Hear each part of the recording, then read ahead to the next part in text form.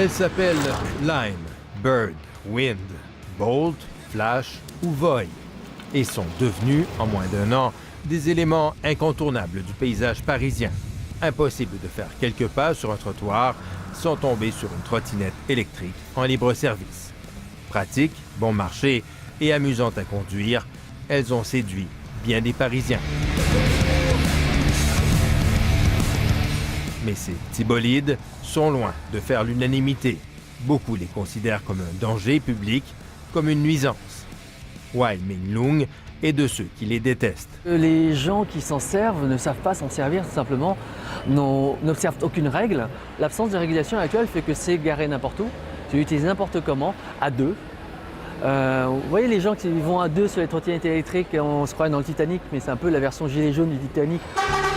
On compte aujourd'hui pas moins de 12 opérateurs de trottinettes électriques à Paris.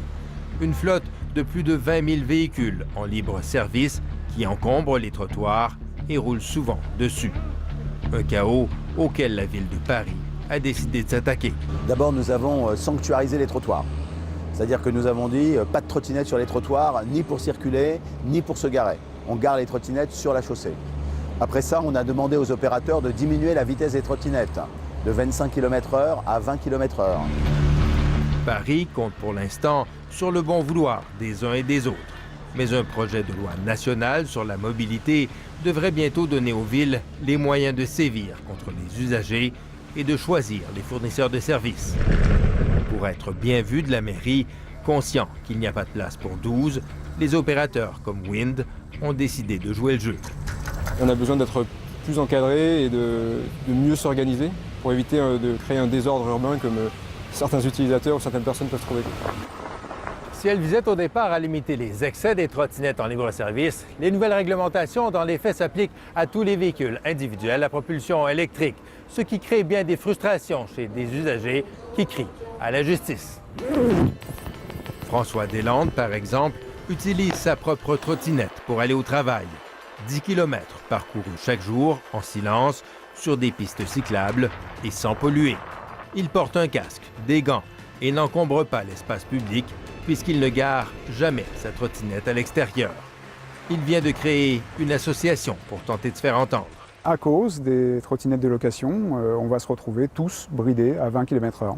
Les gens ne voient ça que par le prisme de la location et oublient ces 350 000 personnes qui ont acheté du matériel et qui font de leur mieux pour respecter les législations actuelles.